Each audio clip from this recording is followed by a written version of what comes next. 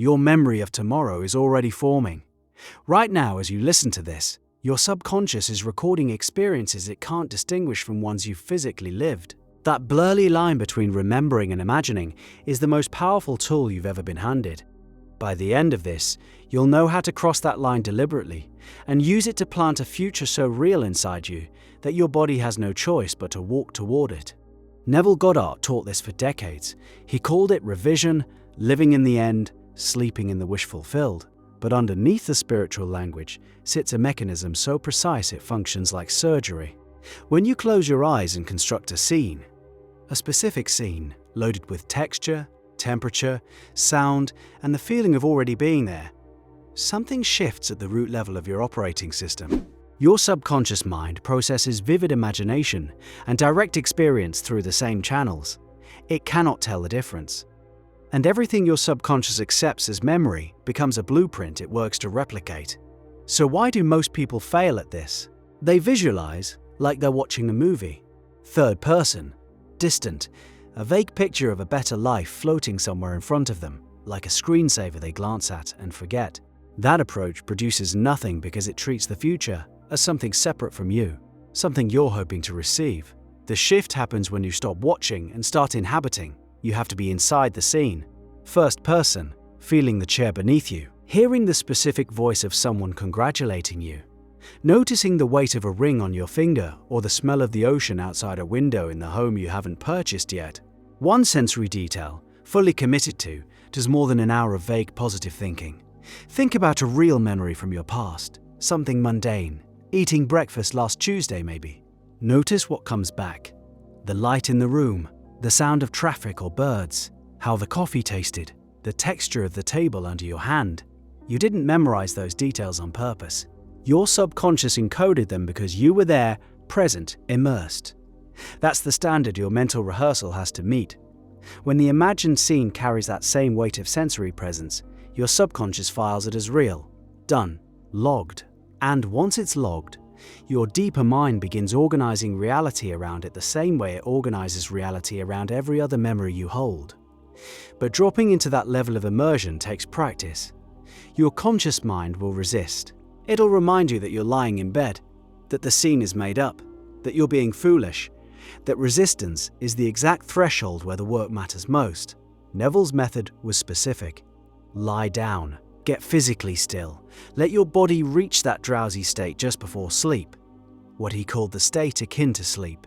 In that liminal zone, your conscious mind loosens its grip, the gatekeeper relaxes, and the images you hold in that window have a direct line to your subconscious without the usual interference of logic and doubt. Choose one short scene, maybe 10 seconds long, a scene that would naturally occur after your desire has already been fulfilled. A handshake, a phone call, someone saying a specific sentence to you, your hand turning a key in a new door. Keep it brief, keep it first person, and loop it. The looping matters. Repetition in that drowsy state does something a single pass cannot. Each loop adds another layer of sensory data. The first time through, you might get a rough sketch, a blurry face, a muffled voice. By the fifth loop, you start hearing the tone of their voice. By the 10th, you feel the temperature of their hand during the handshake. By the 20th, you catch yourself smiling before you remember this hasn't happened yet. That smile is the signal when your body responds emotionally to a scene your mind constructed. The boundary between imagined and remembered has dissolved. Your subconscious just accepted a deposit. Here's where people get tripped up though. They do the scene beautifully at night and then spend the next 16 waking hours contradicting it. They check their bank account and panic. They scroll social media and compare. They rehearse worst-case scenarios with the same vividness they gave the desired scene the night before. The subconscious doesn't rank your inputs by preference. It accepts whatever carries the most sensory and emotional weight. So if your fear rehearsals are more vivid than your wish rehearsals, guess which blueprint wins? This is why Neville insisted on mental diet. The scenes you build at night set the direction. The thoughts you sustain during the day determine whether you stay on that road or wander off into the ditch every morning. Each thought that contradicts your assumption is a competing memory trying to install itself. You catch it, you release it, you return to the feeling of the wish fulfilled. Hundreds of times a day at first. It's exhausting. Nobody talks about that part. The discipline of sustained assumption feels like holding a heavy door open against a wind that wants to slam it shut. But you've already proven you can do this. You've done it in the wrong direction your entire life. Every anxiety spiral you've ever had was a mental rehearsal. First person, vivid sensory detail, emotional immersion. You pictured the job interview going badly. You heard the rejection in their voice. You felt the shame in your chest walking out, and your body responded as if it had already happened. Racing heart, shallow breath, tightness in your stomach. You are a master manifester in reverse. The skill is identical. The only difference is the direction you point it. So tonight, try this. Lie down. Close your eyes. Let your body get heavy. Don't force sleep, just drift toward it. Now choose your scene. One scene. Short. Something that implies your desire is already fulfilled. Don't narrate it. Inhabit it. What do your hands touch? What surface are you standing on? Is there wind? What does the air taste like? Who's with you? And what are they saying? Hear their exact words. Feel the specific emotion. The relief, the satisfaction, the quiet joy of something you worked for finally arriving. Loop it. Again. When your mind wanders, and it will, constantly gently return to the scene. No frustration, just come back. Each return strengthens the neural impression. Each loop adds fidelity.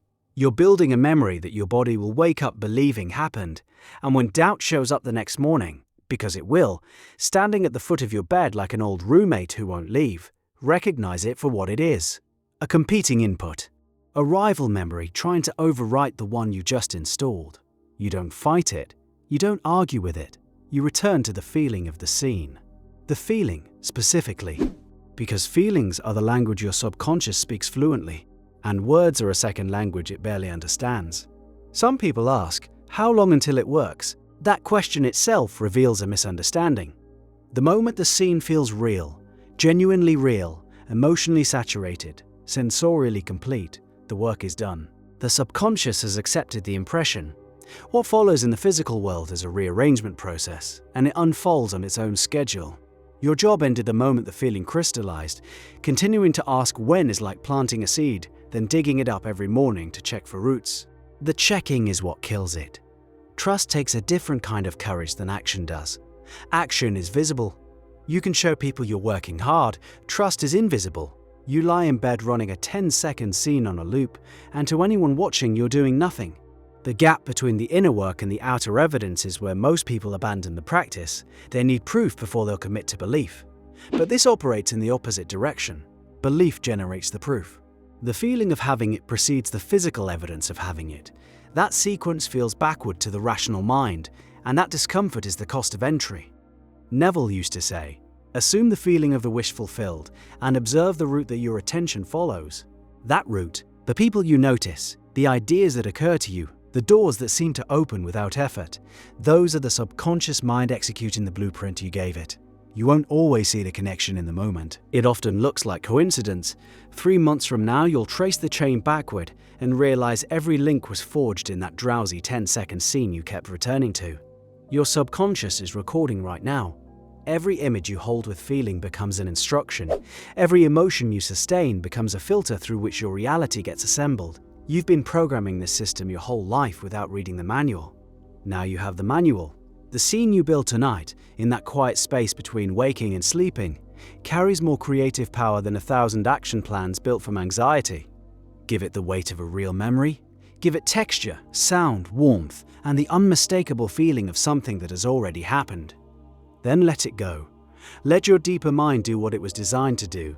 The blueprint is set. Your only remaining task is to stop unbuilding it every morning.